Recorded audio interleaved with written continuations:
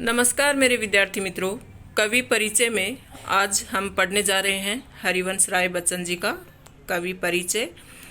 कवि परिचय के अंतर्गत क्या होता है बच्चों कि हमें कवि की संपूर्ण जानकारी, उनकी व्यक्तिगत जानकारी, साथ ही साथ उन्होंने कौन सी पुस्तकें लिखी, उनकी कविताएं क्या हैं, रचनाएं क्या हैं, उनका सामाजिक आर्थिक राजनीतिक जीवन कैसा रहा, ये सारी जानकारियाँ इसके अंतर्गत पूछी जाती हैं। और एग्ज़ाम में कवि से संबंधित एक दो प्रश्न आते हैं जिसमें किसी भी कवि का परिचय पूछ लिया जाता है।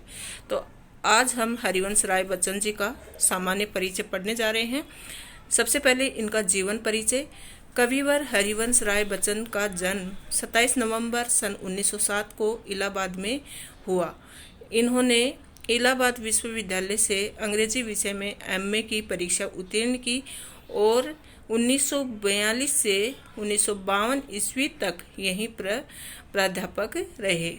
उन्होंने कैम्ब्रिज विश्वविद्यालय इंग्लैंड से पीएचडी की उपाधि धारण की और अंग्रेजी कवि किट्स पर उनका शोध कार्य बहुत चर्चित रहा। वे आकाशवाणी के साहित्य कार्यक्रमों से संबंधित रहे, फिर विदेश मंत्रालय में हिंदी विशेषज्ञ रहे।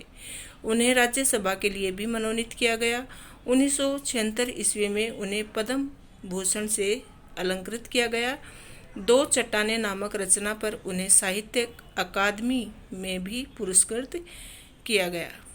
तो साहित्य अकादमी पुरस्कार भी मिला, साथ साथ पद्म भूषण भी मिला और 2003 में इनका निधन हो गया। ये तो था इनका सामान्य परिचय। अब इनकी रचनाएं कौन कौन सी थी। हरिवंश राय बच्चन की प्रमुख रचनाएं काव्य संग्रह।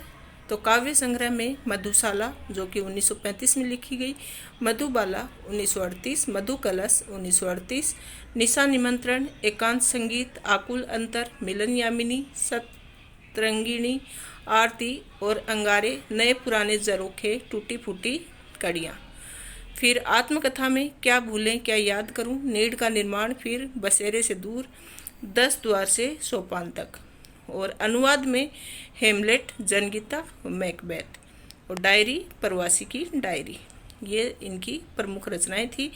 इनकी काव्य की विशेषताएं क्या है, तो ये हालावाद के सर्वश्रेष्ठ कवियों में थे। दोनों महायुद्धों के बीच, मतलब प्रथम विश्व युद्ध और द्वितीय विश्व युद्ध, दोनों महायुद्धों के मध्य वर्ग के विशुद्ध विकल मन को बच्चन ने वाणी दी। उन्होंने छायावाद की लाक्षणिक वक्रता के बजाय सीधी सादी जीवंत भाषा और संवेदना से युक्त गेय शैली में अपनी बात कही। उन्होंने व्यक्तिगत जीवन में घटी घटनाओं की सहज अनुभूति की ईमानदार अभिव्यक्ति कविता के माध्यम से की। यही विशेषता हिंदी काव्य संसार में उनकी प्रसिद्धि का मूल आधार है।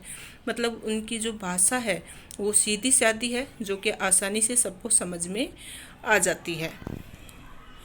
फिर भाषा शैली कैसी है। शैली कवि ने अपनी अनुभूतियाँ सहज स्वाभाविक ढंग से कही हैं। उनकी भाषा आम व्यक्ति के निकट है।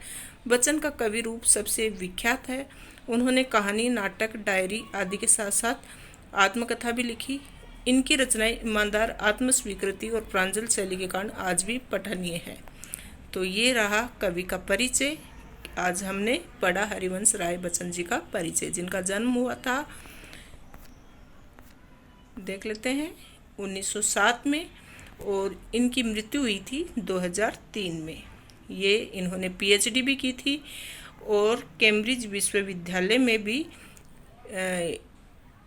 ये पढ़े थे। इलाहाबाद विश्वविद्यालय में एमए की और यहाँ पर प्रधानाध्यापक भी रहे थे। इनको पद्म भूषण और साहित्य अकादमी पुरस्कार भी मिला। इनकी ये सब रचनाएं हैं।